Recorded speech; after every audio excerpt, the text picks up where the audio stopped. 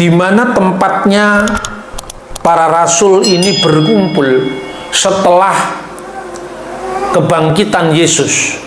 Bahkan ketika mereka masih menunggu Yesus disalibkan, lalu sampai pada hari ketiga di mana para wanita itu mundar-mandir dari kubur Yesus ke tempat ini untuk menyaksikan apa yang mereka lihat dengan mata kepala mereka sendiri, bahwa kubur itu telah kosong. Dan tempat di mana mereka berkumpul bersama 11 rasul, bahkan Bunda Maria, ibu Sang Kristus juga ada di sana. Itu tempatnya di mana?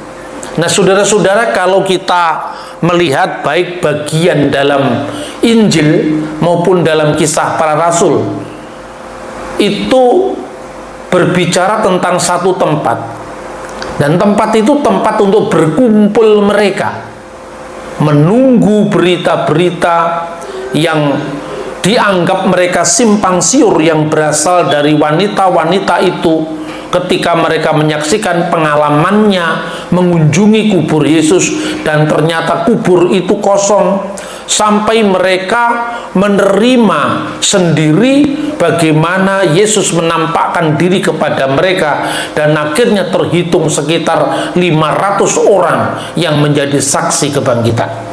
Yang pertama, tempat. Kalau saudara-saudara pergi ke Yerusalem, di sana ada satu tempat di Bukit Sion yang namanya Senakal. Senakal itu hanya ruang makan. Tetapi dalam Injil yang kita baca ini disebut Kataluma. Jadi baik Matius, Markus, Lukas, Yohanes itu berbicara tentang tempat di mana perjamuan malam Kristus itu diselenggarakan. Dan karena penulis Injil Lukas dan penulis Kisah Para Rasul itu orang yang sama, kemudian Lukas melanjutkan kisahnya atau narasinya di kitab Kisah Para Rasul. Nah, tempat itu disebut pertama, kita akan melihat dulu dari catatan Lukas. Lukas pasal 22 ayat 10 sampai 12. Itu di sana dikisahkan bahwa Yesus menyuruh muridnya untuk pergi ke kota. Ke tempat siapa? Dan tempat itu memang sepertinya sudah dikenal kalau dilihat dari catatan kitab suci.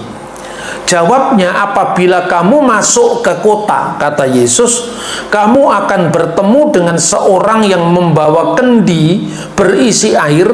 Ikutilah dia ke dalam rumah yang dimasukinya. Itu pesan Yesus kepada muridnya. Ayat 11 dalam Lukas pasal 22 dikatakan, dan katakanlah kepada tuan rumah itu, guru bertanya kepadamu, di manakah ruangan? Itu dalam bahasa aslinya kataluma, ruangan, tempat aku bersama-sama dengan murid-muridku akan makan Paskah. Lalu orang itu, ayat 12, akan menunjukkan kepadamu sebuah ruangan atas yang besar, Anagayon Mega. Jadi kataluma, ruangan atas, itu dipertegas maknanya Anagayon Mega, ruangan atas yang besar yang sudah lengkap. Disitulah kamu harus mempersiapkannya. Nah, tempat itulah yang sama yang juga dijadikan markas para murid, termasuk pencurahan Roh Kudus, dan disebut Anagayon Mega, ruangan atas yang besar, karena ruangan itu ternyata menampung 120 orang. Di manakah ruangan itu? Kisah Rasul pasal 12 ayat 12 menambahkan satu informasi, ya. Dan setelah berpikir sebentar, pergilah ia ke rumah Maria, ibu Yohanes yang disebut juga Markus. Di situ banyak orang berkumpul dan berdoa. Ini berkaitan satu sama lain. Ayat 13, dan ketika ia mengetuk pintu gerbang, maksudnya Petrus ketika dia dibebaskan malaikat, Yakobus anak Yebedius dihukum mati, Petrus kemudian dibebaskan. Datanglah ia ke rumah Maria, ibu Yohanes yang disebut Markus. Lalu ketika dia mengetuk pintu gerbang, datanglah seorang hamba perempuan untuk mengetahui siapa yang mengetuk itu. Nah, jadi akhirnya data-data dari sejarah gereja kuno, ya, antara lain ditulis oleh seorang bapak gereja yang sangat terkenal, Epifanius dari Salamis. Dia menceritakan bahwa rumah tempat Roh Kudus dicurahkan, rumah tempat Yesus mengadakan perjamuan malam, tempat yang sama di mana Yudas digantikan oleh Matias, itu adalah rumah yang ditunjuk dalam Kisah Rasul pasal 12 ayat 12, yaitu rumahnya Maria ibu Yohanes yang disebut Markus. Nah, sekarang saudara-saudara, kita bisa mempelajari sejarahnya supaya kita membaca Alkitab ini clear. Orang Israel di abad pertama itu paling tidak berbicara dalam 3 bahasa. Pertama, bahasa Ibrani sebagai bahasa peribadatan, bahasa untuk membaca Taurat. Ya, bahasa Ibrani misalnya kata haleluya, doa Ibrani yang biasa dibaca oleh orang Yahudi sampai hari ini, misalnya Shemuneh Esreh, Baruch atah Adonai Elohenu melek haolam, Elohe Abraham, Elohe Yitzhak, Elohe Yakub makin Abraham misalnya. Terberkatilah, terpujilah Engkau ya Tuhan, Allah yang kami sembah, Raja yang kekal, Allah yang disembah Abraham, Allah yang disembah Ishak, Allah yang disembah Yakub, perisai Abraham. Itu bahasa Ibrani. Bahasa Aram yang kedua, itu bahasa percakapan sehari-hari. Misalnya Hakal Dama, tanah darah, Maranatha, Tuhan kami datanglah, Tali Takum, wahai anak bangunlah, Efata bukalah. Itu bahasa Aram. Dan yang ketiga, di lingkungan yang lebih luas lagi, bahasa Yunani Koine. Jemaat gereja mula-mula itu ada yang berbahasa Yunani Koine, ada yang berbahasa Ibrani Aramaik. Kisah Rasul pasal 6 ayat 1, di mana disaksikan di sana ada pertikaian anggota jemaat gereja mula-mula antara orang-orang Yahudi yang berbahasa Yunani dan orang-orang Ibrani. Orang-orang Yahudi yang berbahasa Yunani itu adalah orang-orang Yahudi diaspora yang pusatnya di Alexandria, Mesir. Sementara orang-orang Ibrani adalah orang-orang Yahudi lokal yang tinggal di Yerusalem, yang bahasanya Aram, bahasa Aramaik. Keduanya ini menjadi anggota gereja mula-mula di Yerusalem. Nah, orang-orang Yahudi yang berbahasa Yunani dan orang-orang Yahudi yang berbahasa Aram itu mereka berkumpul jadi satu sejak zaman Yesus. Makanya Petrus itu kan orangnya satu, tapi namanya kok bisa 3 bahasa. Petrus itu bahasa Yunani, Simon itu bahasa Ibrani, Kefas itu bahasa Aram, Andreas adiknya Petrus bahasa Yunani, Markus itu bahasa Latin. Apa namanya Ibraninya adalah Yohanan, dieja dalam bahasa Yunani Yohanes, tapi dia punya nama lagi dalam bahasa Latin, Markus. Kalau Anda tinggal di Jawa, di Wonosobo, namamu Bejo, itu Jawa asli. Tapi kalau namamu Albert, pasti sudah terpengaruh budaya barat. Nah, orang-orang yang namanya sampai budaya Latin itu menunjukkan keluarga yang biasanya terpelajar. Makanya jangan membayangkan murid-murid Yesus itu pemancing ikan kecil-kecilan di Danau Galilea. Jangan membayangkan seperti itu keliru.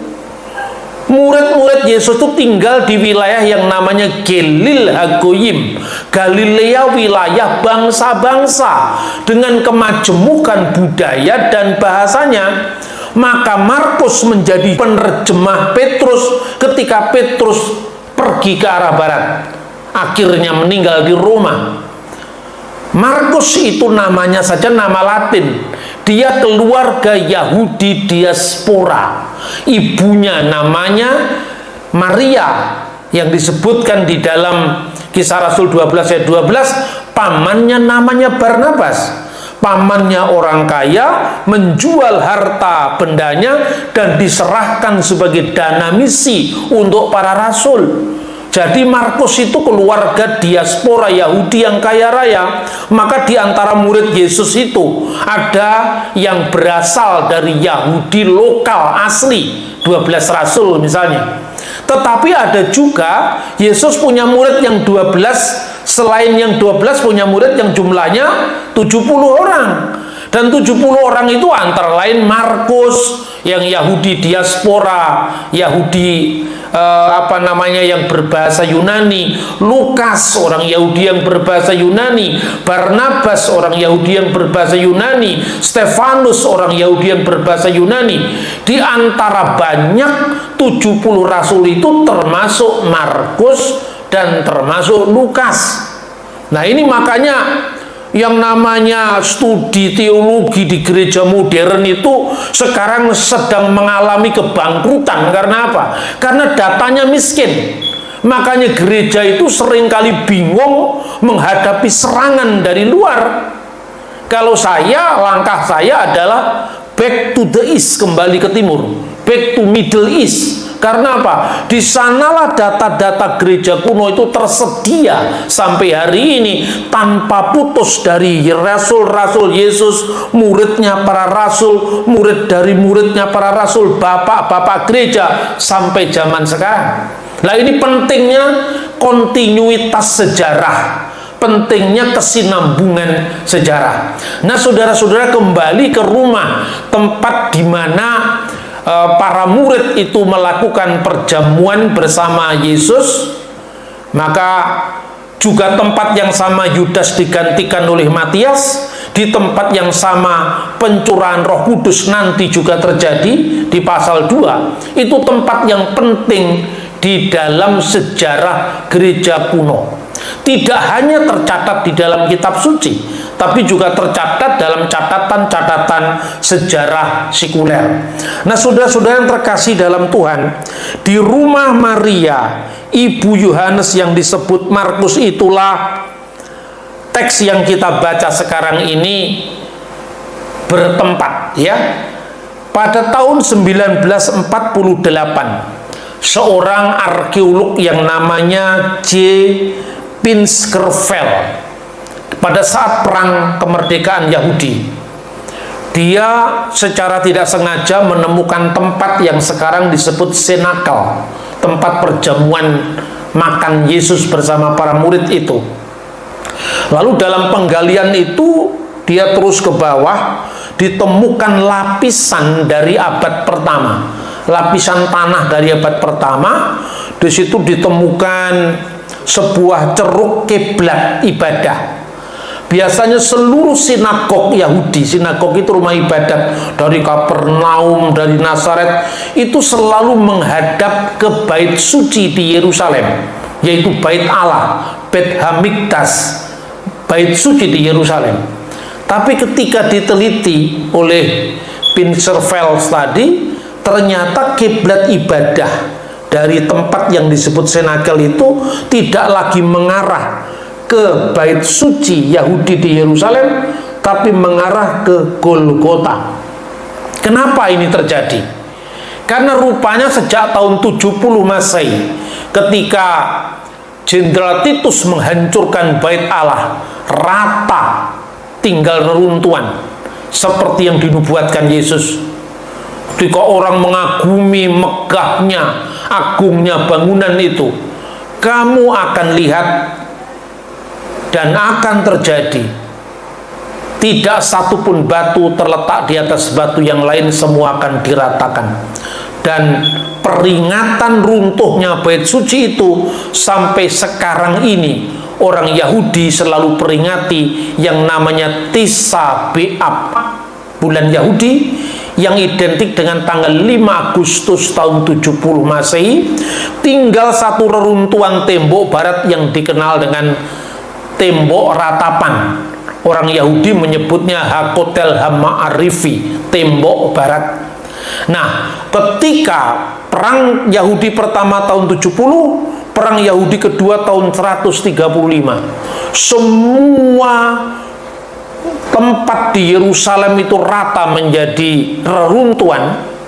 Tetapi ketika Hadrianus, Kaisar Roma, menaklukkan kembali perang Yahudi yang kedua tahun 135, dia dan tentaranya berdiri di satu tempat. Tempat itu satu-satunya rumah kecil yang tidak terbakar api. Di tengah semua kota Yerusalem terbakar oleh api peperangan itu. Dan tempat yang dimaksud itu menurut catatan sejarawan Epifanius dari Salamis adalah tempat yang kita bahas sekarang, yaitu senakel, ruangan atas, di mana Roh Kudus dicurahkan, di mana para rasul menggenapi jumlah 12 ketika takhta itu ditinggalkan oleh Yudas. Dan tempat itulah tempat yang kita bahas sekarang ini. Saudara-saudara, seolah-olah Tuhan memberikan sebuah alarm, sebuah tanda. Lihatlah, ada dua umat sekarang.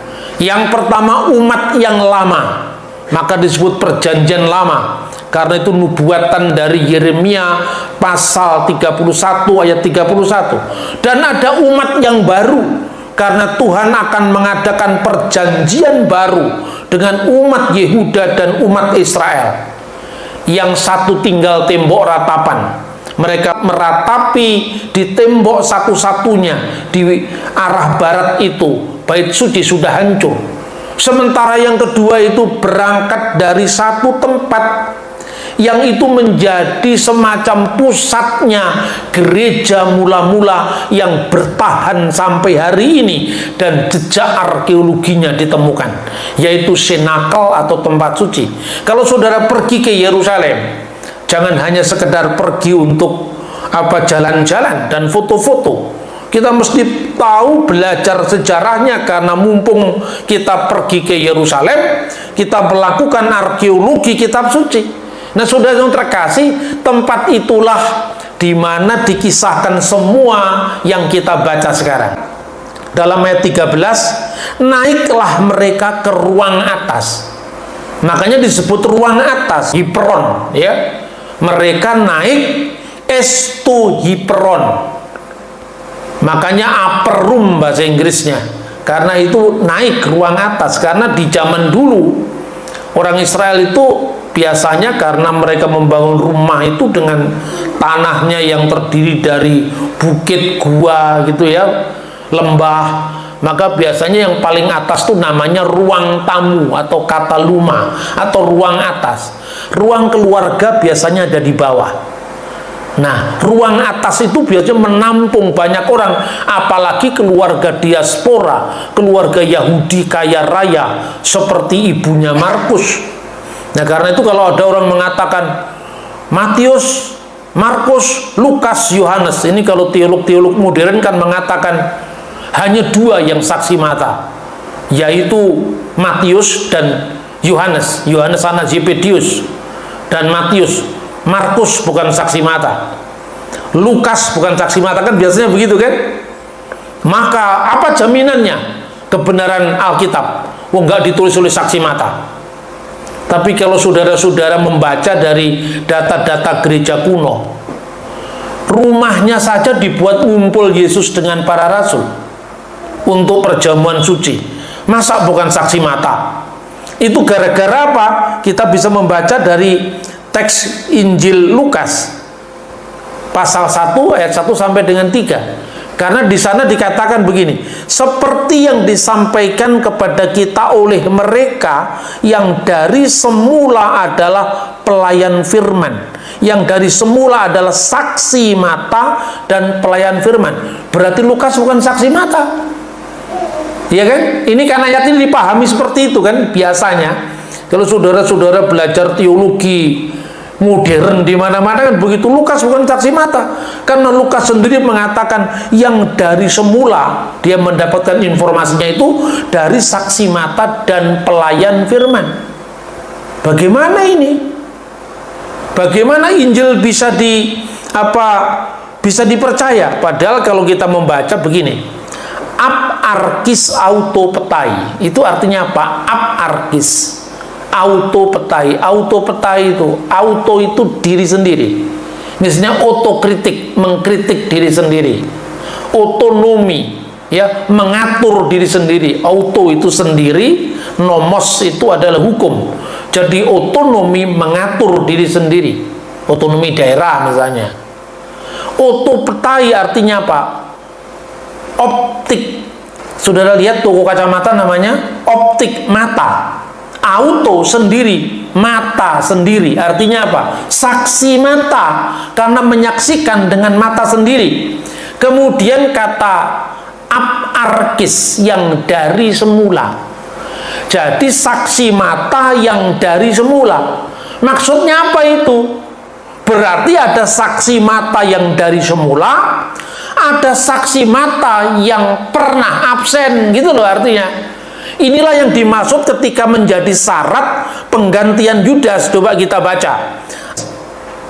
Jadi harus ditambahkan kepada kami, ya, seorang dari mereka yang senantiasa datang berkumpul dengan kami selama Tuhan Yesus bersama-sama dengan kami. Ayat 22, yaitu mulai dari baptisan Yohanes sampai hari Yesus terangkat ke surga meninggalkan kami untuk menjadi saksi dengan kami tentang kebangkitannya. Nah inilah yang menjadi saksi mata semula. Jadi apa? Saksi mata yang dari mula-mula itu, yang dari pertama sampai akhir tidak pernah absen meninggalkan pelayanan. Dan ada 2 orang yang masuk nominasi, termasuk Matias. Akhirnya Matias yang terpilih mengganti Yudas. Berarti kalau ada saksi mata yang dari semula, berarti ada saksi mata yang tidak dari semula. Itulah 70 murid. Makanya kalau saudara membaca Injil Lukas pasal 10, ya, 70 murid itu ketika diutus, kan sama pengutusan 12 murid. Tapi mereka dua-dua ada pendampingan. Karena itu bukan muridnya yang utama, bukan saksi yang semula, kira-kira bukan saksi yang primer, tapi yang sekunder. Nah, di antara mereka ini disebut bukan menjadi saksi yang semula, karena ada di antaranya yang pernah meninggalkan pelayanan. Di mana ayat yang menceritakan bahwa ada rasul-rasul yang pernah meninggalkan pelayanan? Coba Anda baca di dalam Yohanes pasal 6. Mulai dari waktu itu banyak murid-muridnya yang mengundurkan diri dan tidak lagi mengikut dia. Kenapa murid-murid itu mengundurkan diri? Kalau Anda membaca ayat-ayat sebelumnya, gara-gara Yesus mengatakan, tubuhku benar-benar makanan, darahku benar-benar minuman. Ini bukan Mesias yang kita harapkan. Karena Mesias yang kita harapkan itu adalah pahlawan revolusi yang menang perang dengan Roma. Masa Mesias mau mati? Mereka tidak tahan, perkataan ini terlalu keras katanya. Maka banyak yang mengundurkan diri. Ya, banyak yang mengundurkan diri dari murid-murid. Pertanyaannya, murid mana yang pernah mengundurkan diri? 12 murid. Kita baca ayat 67. Maka kata Yesus kepada ke-12 muridnya, apakah kamu tidak mau pergi juga? Berarti 12 rasul belum mundur kan? Yudas belum berkhianat dalam ayat ini. Berarti yang pernah mundur dari pelayanan para rasul itu bukan 12 murid yang dikisahkan ini, tapi 70 murid Yesus. Di antara 70 murid Yesus itu, menurut catatan sejarah gereja, Markus dan Lukas. Nah, catatannya di mana, saudara-saudara? Saya akan tunjukkan sumber-sumber ya. Selain Alkitab, kita punya catatan muridnya yang nulis Alkitab. Ini saudara bisa bandingkan agama manapun di muka bumi. Tidak ada yang memiliki jejak historis sekuat iman Kristen. Saya berikan contoh. Ini adalah catatan-catatan dari murid para rasul. Ini berbeda dengan buku-buku palsu yang disebarkan para bidat, ya. Misalnya, contohnya buku palsu yang disebarkan para bidat ini, misalnya The Gospel of Philip ini. Ini baru abad keempat ini buku ini. Ditulis dalam bahasa Koptik dengan terjemahan bahasa Inggris. Di tempat inilah yang kemudian orang spekulasi Yesus istrinya Maria Magdalena di sini. Ini nggak bisa dijadikan rujukan karena apa? Asalnya abad keempat Masehi. Bagaimana bisa dipercaya? Yesus hidup di abad pertama, bukunya ditulis abad keempat, ini sudah dibuang aja. Nggak usah dijadikan rujukan.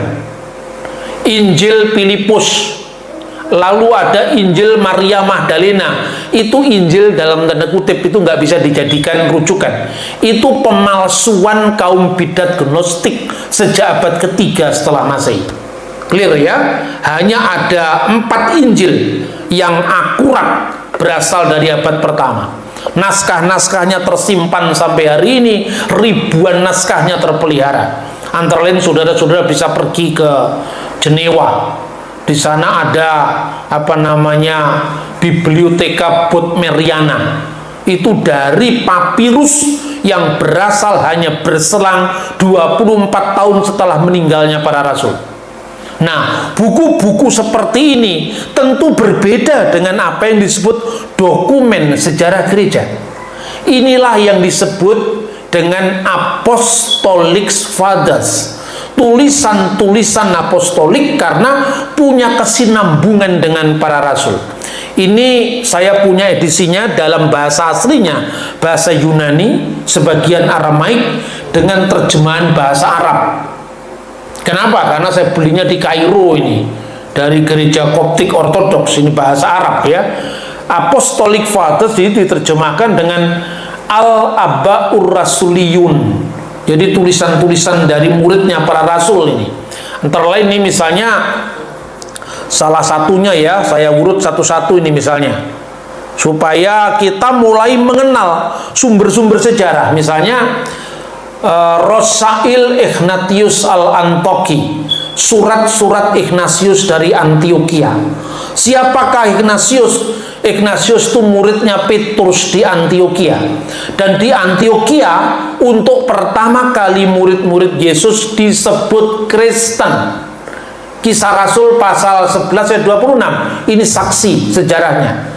7 surat ini dikirim sebelum dia meninggal sebagai seorang saksi iman, sebagai seorang martir, sebagai seorang syahid pada tanggal 20 Desember tahun 107 di Roma. Sebelum dia mati syahid, dia menulis 7 surat ini untuk meneguhkan 7 jemaatnya. Dari sinilah kita bisa melihat bagaimana gereja setelah zaman para rasul. Ini muridnya para rasul. Dia muridnya Petrus sekaligus muridnya Yohanes. Yohanes meninggal tahun 96 Masehi di Efesus. Ignatius meninggal di Roma tahun 107. Jadi selang hanya kira-kira 11 tahun setelah kematian gurunya. Nah, kemudian yang kedua, ini tentang risalah Polikarpus, ya, tulisan Polikarpus. Polikarpus ini muridnya Rasul Yohanes. Dia mati syahid tahun 156 tanggal 22 Februari. Ini catatan sejarah, bukan seperti buku The Gospel of Gombale Mukio ini bahasa Jawanya, seperti Injil Filipus, Injil Petrus, itu kan pemalsuan. Ini bukan Injil, ini catatan-catatan muridnya yang nulis Injil. Nah, kurang clear apa sekarang bukti sejarah. Yang ketiga misalnya ini adalah Ar-Rasuliun Juz al-Awal, Risalah Clemenus al-Awal. Jadi tulisan Clement dari Roma yang pertama. Siapakah Clement disebut namanya dalam Filipi pasal 4 ayat 3? Itulah muridnya Paulus dan muridnya Petrus. Dokumennya ditemukan ini dalam bahasa Yunani. Baru yang kemudian saya tunjukkan terakhir sebagai bukti, itu adalah tulisan Papias. Papias dari Hierapolis. Ini muridnya Yohanes. Jadi dari mana kita tahu Injil pertama ditulis Matius, Injil kedua ditulis Markus? Judulnya saja yang disebutkan di situ, pasal dan ayatnya tidak ada. Makanya ungkapan back to the Bible hanya oleh Alkitab itu mesti dimaknai secara benar. Saudara-saudara, banyak sekarang teolog-teolog baru yang mengatakan hanya Alkitab, ya silakan. Tapi kalau andanya mengatakan hanya Alkitab tanpa membaca dokumen-dokumen sejarah yang menyertai karena ditulis oleh para murid yang nulis Alkitab, bagaimana Anda tahu Injil pertama ditulis Matius? Anda buka Injil Matius dari pasal pertama sampai pasal 28, gak ada keterangannya Injil ini ditulis oleh Matius si pemungut cukai. Mana pasal dan ayatnya? Tidak ada. Kenapa Anda percaya itu tulisan Matius? Karena dari buku Papias ini kita tahu. Kenapa kita percaya? Lah Papias itu muridnya Rasul sendiri, masa nggak percaya? Dari situlah buku-buku itu kita labeli sebagai the Gospel of Matthew, the Gospel of Mark, the Gospel of John, ya, Evangelion kata Matius, Evangelion kata Markus. Kita tahu itu Injil menurut Markus. Karena apa? Karena yang nulis keterangan itu adalah muridnya yang nulis Injil sendiri. Baru clear. Kalau tidak kita mengetahui dokumen-dokumen ini, kita dibingungkan oleh informasi internet yang aneh-aneh itu, yang mengatakan bahwa yang nulis Injil Yohanes itu bukan Rasul Yohanes, tapi Yohanes yang lain. Yang lain itu siapa? Karena dari abad pertama murid-muridnya Yohanes masih ada dokumennya. Nah itu saudara-saudara pentingnya. Saya ini kalau ceramah, kalau khotbah melawan arus, orang mengatakan, Pak Bambang ini terlalu berat ya. Kalau saya nggak ngomong berat nanti gampang mualaf Anda, dikasih sedikit aja bingung, ya toh. Sekarang coba media kita, Anda lihat ruang-ruang publik dikuasai oleh awam yang tidak ngerti apa-apa. Tapi karena dia selalu bicara, ini yang menguasai ruang-ruang publik. Kalau gereja kita tidak start lebih awal untuk melengkapi jemaat kita, maka tinggal tunggu waktu. Seperti kebangkrutan negara-negara barat. Karena apa? Injil sudah tidak menjadi mode lagi di dalam kehidupan mereka, tidak menjadi lifestyle lagi. Karena apa? Terlalu sekuler.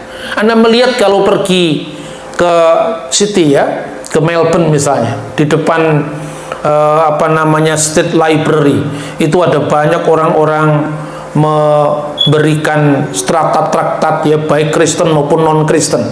Coba Anda lihat, yang kemarin saya lihat itu ada orang Pakistan membagi traktat-traktat Islam. Anda lihat, yang menolak itu kan pasti kebanyakan orang Indonesia, yang menerima kebanyakan orang bule. Ini minta maaf, karena apa? Orang bule itu otaknya terlalu terbuka tapi bahannya kurang, maka apapun yang masuk diterima karena terlalu egaliter budaya mereka. Sementara budaya kita ini lebih protektif. Tapi kalau kita hanya memprotek diri tanpa bahan, tanpa argumentasi, tanpa data, jebol juga saudara-saudara. Makanya saya bilang, saya melawan arus.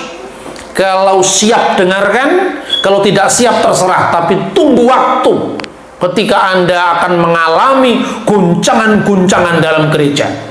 Dan ini sudah saya suarakan kira-kira 20 tahun yang lalu, tidak pernah saya putus asa.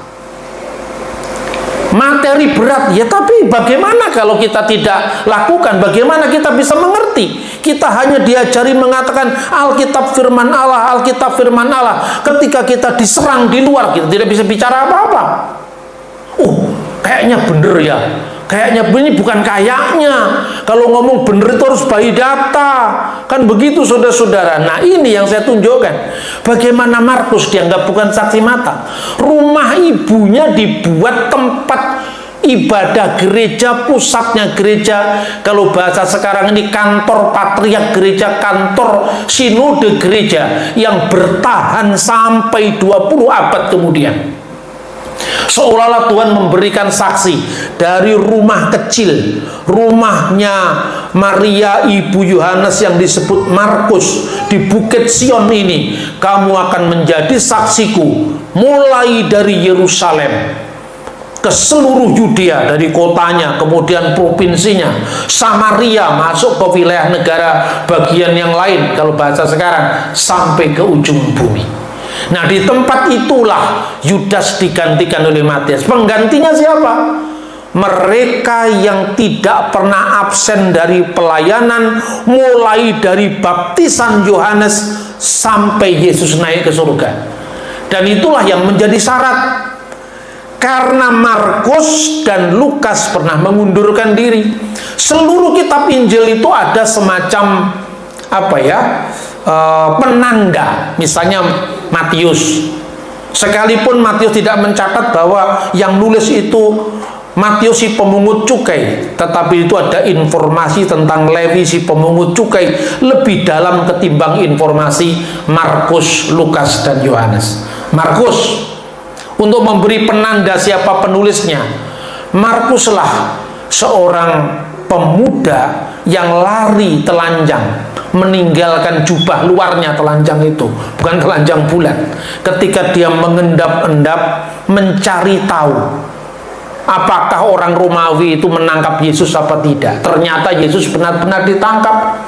Kira-kira Markus itu mengatakan begini, saya ini bagian dari 70 rasul, saya pernah mundur, kira-kira seperti itu kan. Karena Yesus tidak memenuhi harapan mesianik kami. Yesus tidak memenuhi harapan sebagai Mesias pembebas yang kami harapkan. Kami pernah diutus 70 murid itu, dan kami saksikan, kalau Anda bisa melihat di Lukas pasal 10. Guru, setan-setan pun Tuhan, setan-setan pun tunduk karena namamu. Jadi mereka menyaksikan setan saja kalah dengan nama Yesus. Kira-kira apakah perwira Romawi bisa menangkap Yesus? Kira-kira seperti itu. Ternyata ditangkap juga. Yesus mengatakan, aku melihat iblis jatuh dari langit seperti kilat. Tanda-tanda yang diberikan itu. Tapi ternyata jalan Yesus bukan jalannya mereka. Ternyata Yesus ditangkap. Kenapa hanya Markus yang memberikan informasi tentang pemuda yang lari telanjang meninggalkan jubah luarnya ketika Yesus ditangkap? Karena itu penanda bahwa dirinya yang dimaksudkan di situ. Yohanes memberikan tanda apa? Murid yang dikasihi, dan itu hanya muncul dalam catatan Yohanes. Lukas memberi tanda apa? Bahwa dirinya yang mencatat. Ada 2 orang yang berjalan ke Emmaus, 2 murid. Salah satu murid itu namanya Kleopas. Anda cari di 12 rasul, nama Kleopas ada apa? Enggak ada. Tadi kita baca tuh dari Injil, dari Kisah Para Rasul tadi. Kleopas itu disebutkan di Lukas pasal 24. Ada 2 orang murid jalan ke Emmaus.